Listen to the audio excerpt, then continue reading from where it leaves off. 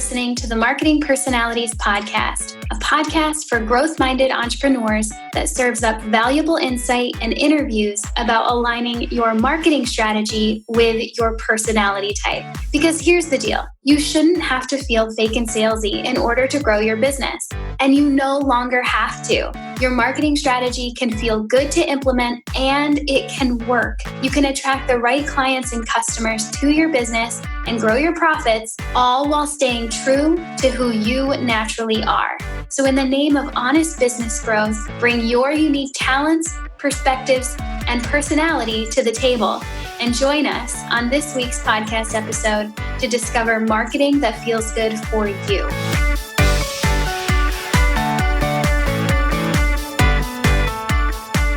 Hey, welcome to this episode of the Marketing Personalities Podcast. I'm Brit Kolo, the founder of marketingpersonalities.com and your host.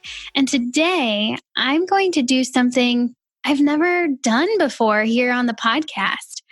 I'm going to deliver my signature talk.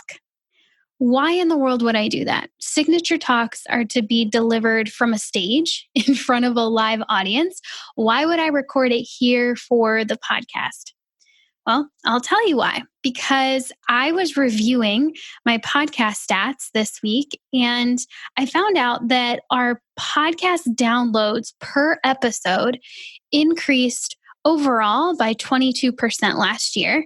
And just in the last 90 days, I've seen an 88% increase. So that means we have a bunch of new listeners around here. You know, it's probably has something to do with the new year, right? Going through what podcasts you usually listen to, kind of unsubscribing to the ones that don't really work out, and then filling that space with some new podcasts that sound interesting, and you're just trying it out, and you're here, right? You're here and you're listening to Marketing Personalities, trying to see if it's something that you want to listen to on the regular. And so when I saw those numbers come through the stats, I thought, well, what the heck are they listening to? What are these new listeners consuming from this podcast that's helping their business? Because obviously I want to be intentional about this. I want to know what you're listening to and make sure that it's the kind of stuff that you need right now, right? And I always try to do that with my content, right? I mean, it's not like I'm just throwing stuff out with no plan. You know me. Like, I've got a plan. But I wanted to see what you all have been mostly interested in. And the answer to that question so far, especially in the last few months, is that our most popular episodes have been the guides, the 2020 conference guide, the holiday gift guide, the 2020 planning guide, and most recently, our most popular episode ever, literally our most popular episode ever, has been the one about your best work schedule based on your personality type. These episodes are getting lots of downloads, and that's awesome. It's attracting new listeners here. You might be one of them. And they were all really great episodes, right? You know, they definitely were. I mean, I'm a little biased, I know, but they were great. But, you know, as I reviewed that, I thought, let me think about this for a second. If I had all these new listeners in a room right now, what would I want to communicate to them? What would my message be?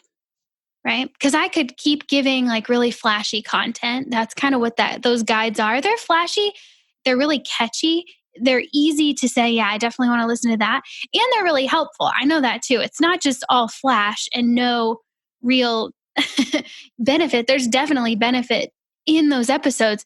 But I thought critically around like, what if I had them all here? What would I want to communicate? And the obvious immediate answer was my signature talk. Of course, it'd be my signature talk. That talk that took me about a month to write and another month to memorize and countless practice runs to get it just right. But not just because of the time and energy I put into it. That's not why I want to share it. Really, why I want to share it is because of what it communicates. My signature talk is literally the foundation of my entire company. It tees up absolutely everything, 100% of why marketing personalities exists, what it stands for, and how it serves its people. So then whoever's listening to the talk knows what to do in order to implement marketing that feels good. And we know marketing that feels good is marketing that works, right? And I've seen it happen over and over again. Audience members that hear my signature talk consistently walk away with two key things. Number one, a new perspective on how to approach marketing their business. And number two, permission to do that in a feel good way. Okay. And those two things are the exact two things that I would love for you as a new listener, or even as a longtime listener, right? Because there's plenty of you here that have been around for a long time who needs a clear reminder, right? So those are the two things that I want to give you. All right. A new perspective on marketing and permission to do that marketing in a way that feels good for you. Whether you're new or you're long time, that's what we're going to do today. Okay. So here we go. All right. If you're not really sure what marketing personalities is about yet, or if you kind of know, but you've lost sight of your own feel good marketing strategy somewhere along the way, or maybe, you found out about it and you've been listening here and there, but you haven't really taken the step to actually strategize around it, whatever, right? For the people in the back, new people, longtime people, for the people in the back, this one's for you. All right. Now stick with me here as we get into this. Let me guide you for a second. I would like you to think back to your very last meal. What did you eat last? Now, at this point, you're like, wait. I thought we were talking about marketing. What just happened? All right, we're getting into the signature talk here. You have to keep up, okay? So stick with me and just go with it, okay? All right, seriously. Think back to the very last time you ate. Okay, maybe you're eating right now. I don't know. Maybe you last ate at this morning's breakfast or this afternoon's lunch, last night's dinner. Okay, so I want you to picture in your mind right now the last time you ate. And now picture yourself preparing that meal. All right. Maybe you threw it together really quickly, or it took you all day. You slaved over it. Maybe it was made for you, or you ordered in, you went out to eat. I don't know. Picture yourself right now preparing to eat that meal. What did it look like? Were you in your kitchen? Did you go out? Like, get that in your head. Get that picture in your head. Okay. You got it? You got that in your head? Now, I bet I can tell you what was going through your mind while you were preparing for that meal. I'm not a mind reader, but I do I do often get messages like, "Wait, how did you know that about me?" I don't read minds. I just know about personality types, okay? So, tell me if this is true or not. You were preparing for that meal. Let's just say it was lunch in this example, because that's an easy one to use this example for. But this really applies to any meal that you had, whatever it was last. We're going to talk about lunch. Okay, so whether you made lunch yourself or not, you had to first choose what you wanted to eat, right? And as you were deciding what you'd eat, your mind sounded something like this, okay? Like, I should probably have a salad. Or at least I should have something light, nothing too heavy. Pepsi or water? Should probably go with water. Extra cheese and croutons? Shouldn't, but why not? Why don't I like vegetables like I love cheese? Ugh. Should I grab another cup of coffee for the afternoon? Could use one, but probably shouldn't. It's after 1 p.m. Maybe, if anything, it should probably be green tea, right? Yeah. Ooh, a little piece of chocolate for dessert? Shouldn't, but okay. Any of that ring a bell? That kind of goes on in our heads, right? Yeah. Yeah, how did you know?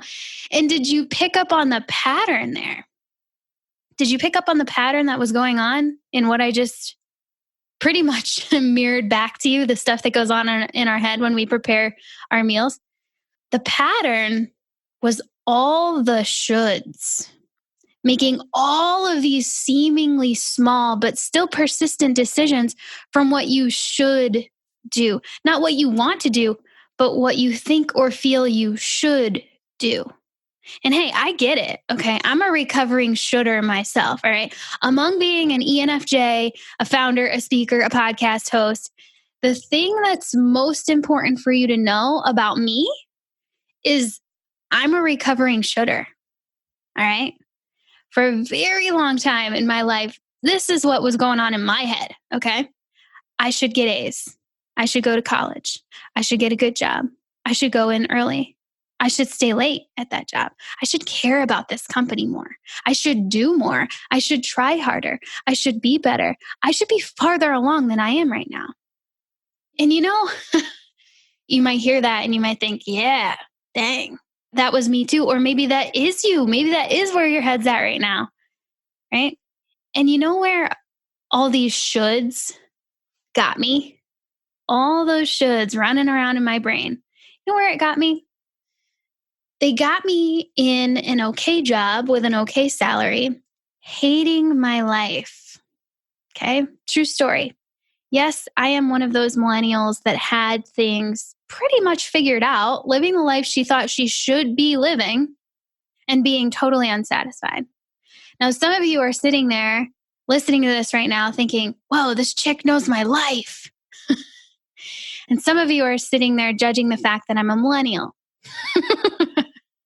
But I'll let that go. I forgive you. But regardless, every single one of you that's listening to this right now knows what it's like to make decisions from should. You just did it the last time you ate, right? And for me, a few years ago, I realized that shoulds were ruining everything. I was living the life I thought I should live, doing things I thought I should do, and hated all of it. So I quit my job. I started my own marketing consulting practice, and I vowed to not let shoulds run my life anymore. Okay. And about 2 seconds later, I started hearing something come from my clients. All right. I started hearing this kind of stuff. They would come to me looking for marketing strategy help and advice, right? And I'd ask them what they thought the problem with their marketing was. I start with this new client.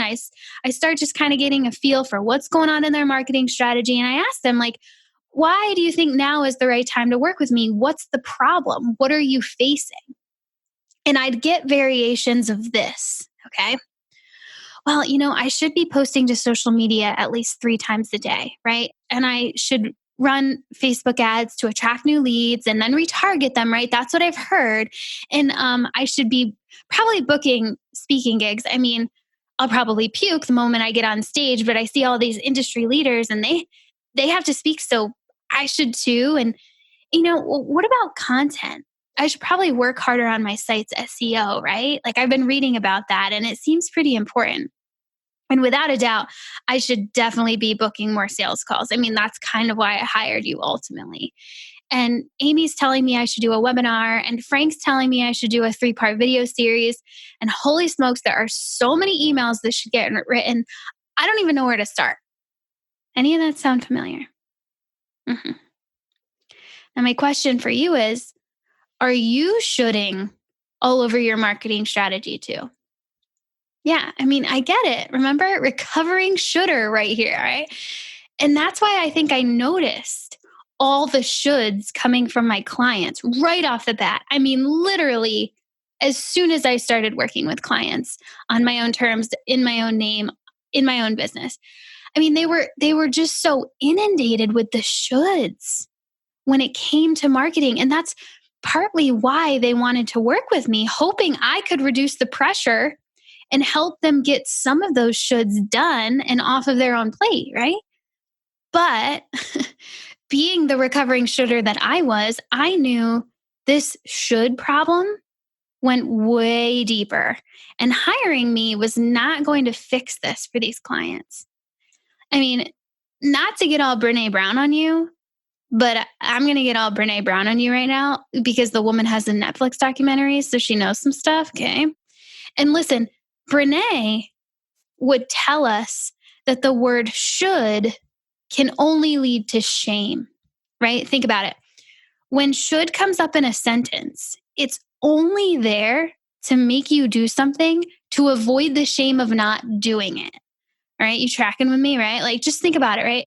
Here's the sentence: I should probably get a salad. Why is should even in that sentence? It's to show you that if you don't get the salad, you will feel shame. Okay. All right. So should leads to shame. And now Brene says should corrodes that very part of us that believes we are capable of change. That's a quote right there. All right. Now, in my words, and not in Brene's words, because she's much more eloquent than I am, but in my words, what she just said was should keeps us small. It keeps us thinking we're not enough. So we should just do it the way this other person has told us to do it.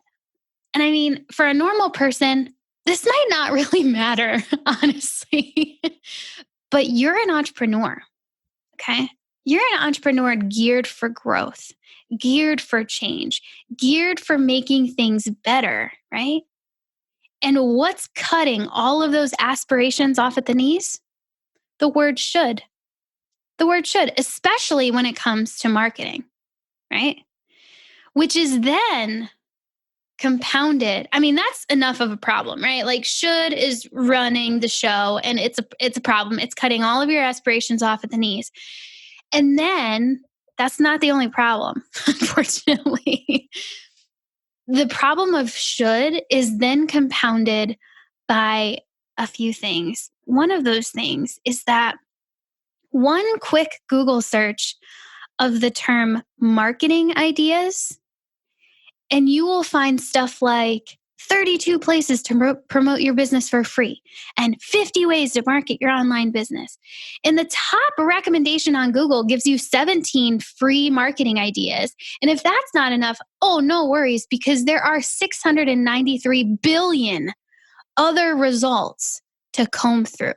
Billion with a B, guys. Okay. All right. So that's on top of all the shoulds, right? All the options. And then there's this other phenomenon happening, making it worse. And I call it the guru on the mountaintop, right? You can think of this. So we're the little baby business owner in the beginning.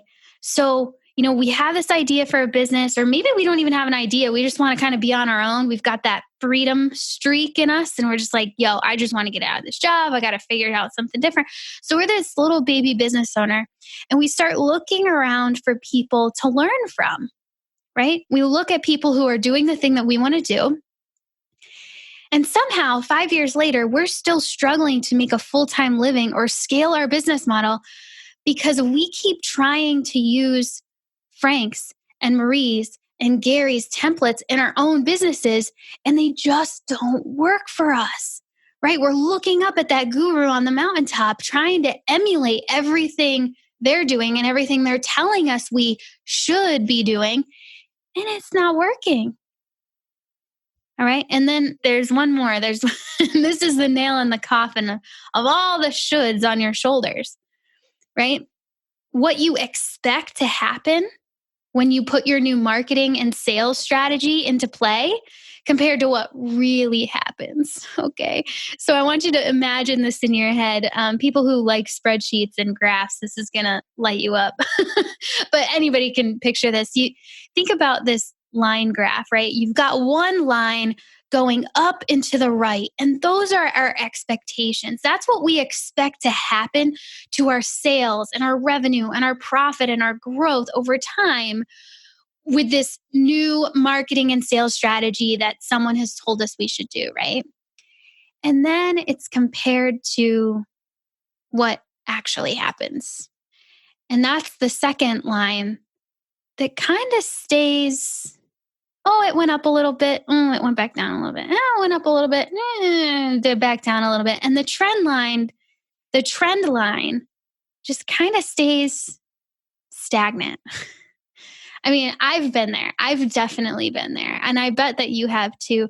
And those expectations, Those projections constantly tell us we should be doing better and should be going farther and should be doing more. The shoulding has to stop because it's not working. I mean, really, is it working? Is it really working as you'd hoped it would work to market your business in all the ways you think you feel like you should? Right? No. Are you super happy with the results you're getting from your marketing strategy right now? Or could they use some work? Yeah, see, all the shoulds don't actually work. So I'm here to show you what will work for you. And it's rooted in this belief that really flies in the face of all the marketing shoulds out there. It's this: when I feel good, my audience feels good. That's our motto at Marketing Personalities. If you've listened to the podcast for a while, you probably already know that because I usually say it at least once an episode. There's very rarely a time I don't say it. And I say it all the time over on Instagram, in my emails. It's the motto because it is literally the foundation of everything we do at Marketing Personalities. When I feel good, my audience feels good. And this is what I'm recording this episode for. This is what I'm here to instill into you. Right? Well, now also, first of all, let go of the shoulds, right? But when you stop operating out of the shoulds, what do you fill that space with? Right? Like, okay, I mean, I just made it very clear the shoulds are not helping us, right? All the shoulds, whether they come from expectations or the guru on the mountaintop, or all the many options, like wherever the shoulds come from, we know that has to stop. I made that very, very clear. But then it's like, okay, but then what do I do? How do you develop a marketing strategy when you don't have the Google results and the guru's templates and the crazy high expectations to show you the way? Okay, that's a great question. Here's the answer. You start with what feels good for you. You start with marketing that feels good for you to implement. Because when I feel good, my audience feels good. When you show up feeling good, your audience feels good about you. When you show up feeling good, natural, in your strengths, your audience leans in. They like you, they trust you, they want what you're offering. Now, on the flip side, when you show up because you feel like you should and you feel fake and salesy about how you're trying to market and sell your stuff, guess what? Your audience feels the fake and salesy and the uncomfortable vibes too. They lean out. They don't really like you and they definitely don't trust you. So if you've ever done something completely out of your comfort zone to market your product or service and you felt super fake about it, but someone told you you should, so you did, and the whole thing totally flopped, yeah, I rest my case. But when you build a marketing strategy based on what feels good to you, your audience, your best clients, and your best customers, they can't help but be attracted to that.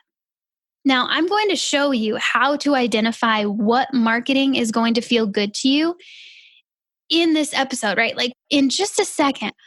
But first, there's a couple people I got to talk to because I know that there are some people listening, especially those of you who don't know me yet. I mean, why should you listen to me? I mean, really. But, if you don't know me yet, you might have some reservations. So I'm going to talk to you for a second. Okay. So first I got to talk to someone who I would call Gary. All right. I'm being a little facetious here. It's kind of like Gary Vaynerchuk, right? Because Gary is sitting in the audience, right? Probably not actual Gary V. Although Gary V, if you're listening, dude, hey, hi. I want to talk to Gary. Someone like Gary is sitting in the audience thinking, all right, this sounds nice, but I don't need this to feel good. I need it to work. Yeah, I hear you. And it will. Basic laws of energy and your own human experience will tell you that when you show up feeling good, those around you feel good too. And when you show up feeling crappy, fake, salesy, like you don't want to be there, those around you don't want to be there either. right? So developing a strategy based on what's going to allow you to feel good will work. It will. Now to Marie. Yeah, kind of like Marie Forleo, right? Like Marie's all about knowing your ideal client avatar, right? Which is great, right? Okay, so to the person in the audience, kind of like Marie, who's like, okay, cool, this sounds nice, but what about my ideal client avatar? Like I've always been taught that my marketing strategy needs to be based on what my ideal client avatar wants to see from me. Okay, go where they are, tell them what they want to hear. So, like, is that wrong advice? So that's a really great question. And I get it all the time. So here's the deal. Asking who your ideal client is not a bad question to ask. It's just a bad first question to ask. Because if you build your marketing strategy solely on what your ideal client thinks you should do, you could still build a strategy that you hate to implement. You hate it. You show up feeling icky and smarmy and uncomfortable. And we're back at square one with a marketing strategy that still doesn't work because that ideal client of yours doesn't like the energy you're bringing to the table, can't trust you, and won't buy, right? So it's not a bad question to ask who your ideal client avatar is. It's a very helpful question, but it's not the right first question. First, we need to focus in on you and what's going to allow you to feel good. Then later on, we can talk about ideal client. Okay. And then finally, there also might be somebody in the audience right now who is part of a marketing team and they're not just a one person show, right? So they might be thinking, okay, I can see how this applies to like an entrepreneur, a solopreneur, someone who's running a personal brand, but does this whole marketing that feels good thing apply to a marketing team? The short answer is heck yes. And this is some of my favorite work that I get to do. Knowing your marketing team members' marketing personality types is so key to developing a great strategy for your team to implement. Now, for the sake of this episode and this signature talk, as we go through this, if you're part of a marketing team right now, I recommend just focusing on you. All right. Focus on the marketing strategy that feels good to you. And then later we can talk about how we might apply this framework to your entire team to create way better results. But we're not going to really talk about that today, but you'll eventually see how that can apply once you focus in on you for today. Okay. All right. So we got through that, those three main objections, right? That I tend to hear. And hopefully, if any of you were thinking any of those things, now you're like, okay, I'm ready to see what this best marketing strategy could look like based on who I am. All right. So you're ready. Let's figure this out. Let's go through this. So I'm going to show you 4 simple steps you will take to find out what your best marketing strategy is and how to have it work for you. Okay. I mean, 4 steps, guys, they're so easy, so simple, but they're not always done. So, first step, you really do have to internalize the truth of our motto. When I feel good, my audience feels good. Because at some point, you're going to have to let go of all those shoulds and all of those marketing rules you've picked up over the years.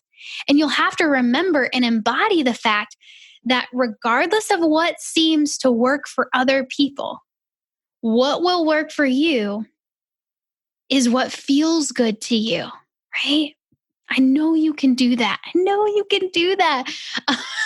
But even people who know the motto and have listened to me for years at this point, they still come back to me sometimes and are like, yeah, but like I see this person over here doing this and I kind of feel, no, bro. You got to internalize this thing. You got to give it a chance to work. When I feel good, my audience feels good. It's true. Allow it to show its truth to you, right? Let go of those shoulds and let this ring true. Okay, so that's step 1. You got to internalize it. So whatever you got to do, I mean, write it down. Write the motto down. Put it on your monitor. Put it on, right behind your monitor, near your desk, somewhere, right? we got to remember this. All right, second step to marketing that feels good is to know yourself. Become self-aware. Okay. So you'll need to identify what feels good and natural to you in everyday life. And there are plenty of ways to do that. Obviously, you can just sit and think like, well, what are my favorite things, right? Like what feels good for me. And there are also plenty of personality assessments out there to kind of give you cues into what feels good and how you naturally operate. What I recommend is to take a psychology backed personality assessment that delivers you thorough results and intel about yourself. It's really like having a mirror, held up in front of you so you can see parts of yourself that you know that are there, but now you can see them more clearly. And it also gives you language to the things that you know about yourself, but you might not have been able to describe before. Right. So, my favorite one to point people to is the assessment at 16personalities.com. That's where you'll find out what your four letters are, right? Quote unquote, four letters or your preferences to your personality type. Like I said earlier, I'm an ENFJ. And at this point, you probably know your type too, right? But if you don't know yours yet, that's totally fine. I would definitely put that on your to do list when you get back to work. You could even pause this podcast episode and go figure it out right now, whatever you want to do. But take that assessment at 16personalities.com. I don't own that site or that assessment. I have no affiliation with it at all. It's just simply my favorite one to recommend because it's so valid, and the results that they give you, the explanations are so good. They're so thorough. I just find them to be so helpful. Now, I will say, you know what?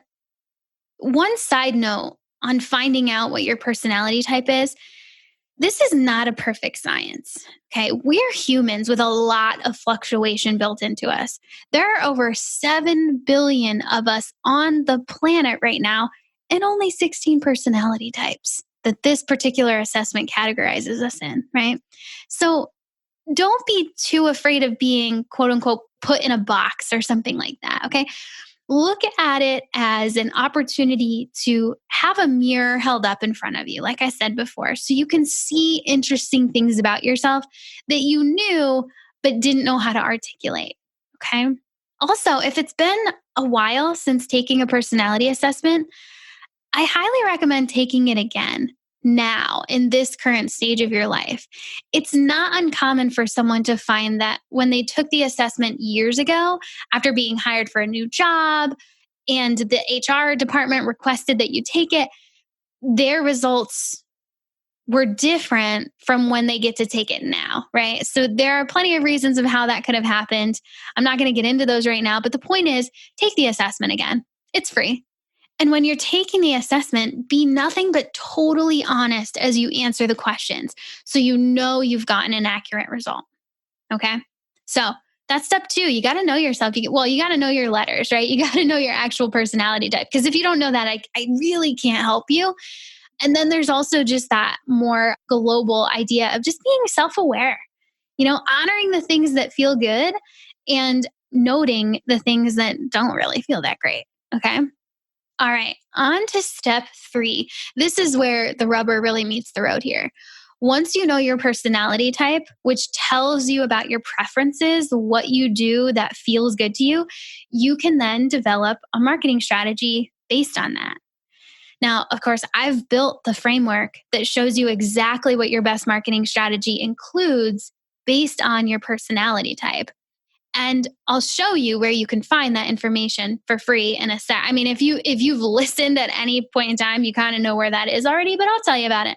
I'll tell you about it in a second. But even before that, you can start imagining what marketing tactics feel fun and interesting and good to you, and which ones make your stomach turn a little bit because they're just not comfortable for you, right? Do you have anything coming up for you right now? Anything you want to keep doing or start doing in your marketing because it just sounds so fun to you? Write that down, right? Like anything. You see someone else doing it and you're like, dang, that looks like so much fun. I totally want to try that. or things that you've done already and you loved, right? Write that stuff down. And on the flip side, is there anything that's coming to mind that you just really don't enjoy? Or you hear someone talk about this strategy and you're just like, oh, do I have to? Write that stuff down too in a separate column. It's so important to notice the contrast even before you tap into the framework that I've created for you. Okay.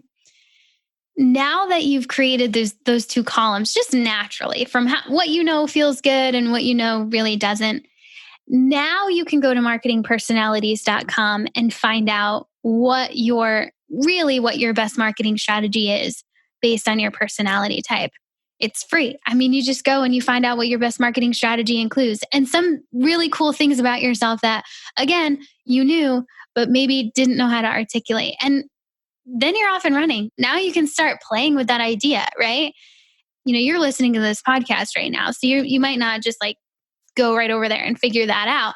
But as you're getting excited, hopefully, to go find out what your best marketing strategy includes, I want to give you some real life examples of how personality type really can tell us so much about a person's best marketing strategy, one that feels genuinely good to implement. Now, this podcast is full of real life examples, right? I mean, if you just scroll back a little ways, you'll find a bunch of real life examples. I try to speak with as many real life entrepreneurs as I can about their marketing personality types and how they are actually using it in their business. So you, as a listener, can not only be encouraged to do the same thing, but also gain ideas from people like you, right? So there's so many real life examples here on the podcast. If you know your personality type right now, you can kind of scroll through and find episodes that are specifically about your type to get some good encouragement, get some good ideas. But just as an example, episode 135, we got to hear from Rachel Cook. She's an INFJ. And something that I loved her getting to talk about on the podcast episode is that she resists the pressure to do like high stakes launches, right? And instead, because that's what a lot of people do. And high stakes launches gets so much praise, right? Like it gets so much praise, but that just didn't feel good for Rachel. She tried it for a while, but she just came up every time. This does not feel good for me. And as an INFJ, that makes so much sense. Instead of doing those high stakes launches, she opens the doors to her programs calmly and she relies on her regular long form content to do the heavy lifting in her marketing strategy. And it works brilliantly for her. Another example that I like to point to, episode 126, we get to hear from Dennis Schiraldi. He's an ESTP. And just naturally, as an ESTP, he's great at networking and developing personal relationships. And his best surroundings, like he really feels great when he's surrounded by a lot of people. And then, surprise, surprise, I get him on the podcast and he's getting ready to host a huge digital marketing conference. Like that just made so much sense. Of course, he wants to create that kind of environment because that's the kind of environment he feels really great in, finds flow, and feels really magnetic in, right? So there's so many real life examples here. And I could go on and on, right? I won't because they're already part of this podcast. You can listen to them at any time for free. But the point is simple and consistent. We all market our businesses differently because we're all different personality types. And the key is to tap into your own and leverage it, right? Leverage it. So step number 3 is to go to marketingpersonalities.com and find out what your best marketing strategy includes, right? Boom, done. Right there for you. Now, as part of my brand and my company, you can go to marketingpersonalities.com, find out what your best marketing strategy is for free, right? You get little snippets of what it includes, and it really can point you down the right path. And then from there, you can also, for not a lot of money, super accessibly priced, you can get your marketing personality type full report, which is over 60 pages full of more information, more details about your best marketing strategy, going into the details of like what social media is best for you to be on and what could your content strategy look like being that you're this type, and what could you offer as a lead magnet because you're this type, and what business books could you be reading right now based on your type. Like, it goes into that much detail. So you've got lots of support there at marketingpersonalities.com to tap into if you haven't yet, right? So that's step number 3. You got to figure out what your best marketing strategy is. So then you can move on to step 4, right? I told you there were 4 steps, and you would think that, like, well, aren't the steps basically like, okay, know the motto, know the mantra, kind of internalize it, know what my personality type is, and then go find out what my best marketing strategy is. Okay, cool, I'm done. Like, let's go. No, there's one more. There's one more step here. Step 4, and this is the one that so many people will skip over. And then a year later, they come back to me and they're like, I'm still stuck. It's because they didn't do step number 4. Step number 4 is let go of the shoulds. Let go of the shoulds.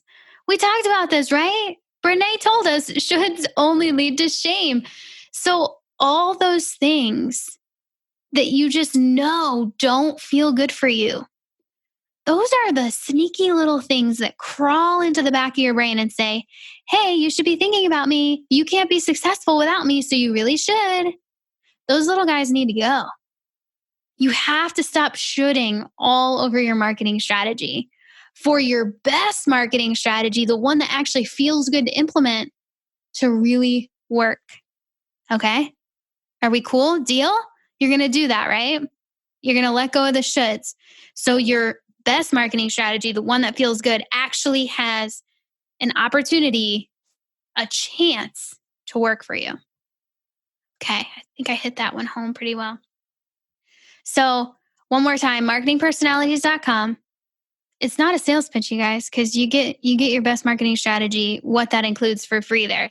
Especially for my new listeners. For those people who've been around for a while, you're like, dude, I listen to you talk about this all the time. Well, yeah, but not everyone has heard this a bunch of times like you have, okay? So for my new listeners, when you go to that website, you'll go to the homepage and you will see all of the 16 personality types laid out for you. You're going to click on the one that you are, all right? You're going to learn more about yourself and the factors that I take into account when crafting your best marketing strategy, okay? And then you're going to click through and you'll find out what your best, most feel-good marketing strategy includes, okay? It's right there. Now, just one more thing. One more thing. Now, I told you in the beginning, right? Like, if there was anything that I could give my listeners right now, if they were all in a room together right now, what would I want to communicate? And my answer to that was my signature talk. Why? Because number one, it always consistently gives you a new perspective on how to approach marketing, which I know that I've done so far, right? And number 2, it gives you permission to do it your way, to do it in a way that feels good. And I know that I've delivered on that. Okay. So boom, done. Got it. Like, this is what I wanted to do with this episode. One more thing though.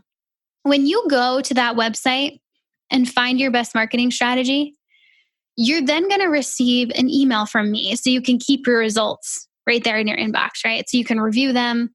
You don't have to go back to the website. You just go to your inbox and they're right there. When you get that email, all I ask is for you to hit reply and tell me what should you're letting go of now that you've realized what your feel good, zero shoulds marketing strategy actually involves. Okay?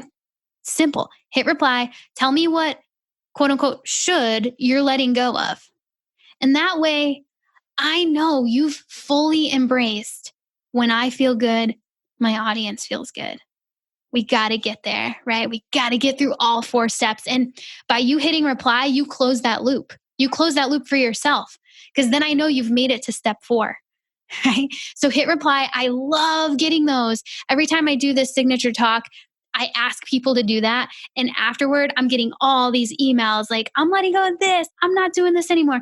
And that's so powerful. It's so powerful to let go of that crap that just, it leaves you feeling fake and salesy, and it doesn't work anyway, right? So close that loop for me, hit reply. Let me know what should you're should you're letting go of. And hey, that's it. That's all for now, listeners, new and longtime listeners. My hope is that this just introduced you, so many of you, to what marketing personalities is all about and how this framework can and will help you develop a marketing strategy that feels good and works for you and for your business. And, for the rest of you who've heard me say these things before, I hope this gave you great encouragement and reason to get back to marketing that feels good if you might have strayed from the path for whatever reason. And my one request now that we've gone through all of this together is that you'd share this episode with at least one person who could really use some encouragement and direction with their marketing strategy right now. Would you just copy the link to this episode and send it over to them? Right? Text it, send it in an Instagram DM, in a Voxer, like in an email, whatever, or even share it to your social media for your followers to take action on. I shared this a few weeks ago. I'm on a mission to get 50,000 entrepreneurs connected with their best marketing strategy this year. And you sharing this episode is a massive help toward that goal. So, hey, thanks for listening. As always, I do not take that for granted. Thank you so much for spending this time with me and listening. And I'm going to catch you back here next week with a real life case study with an INTJ marketing personality type. We're going to get to talk about how she's leveraging her personality in her marketing and finding great success with it, which is always my favorite. So stay tuned.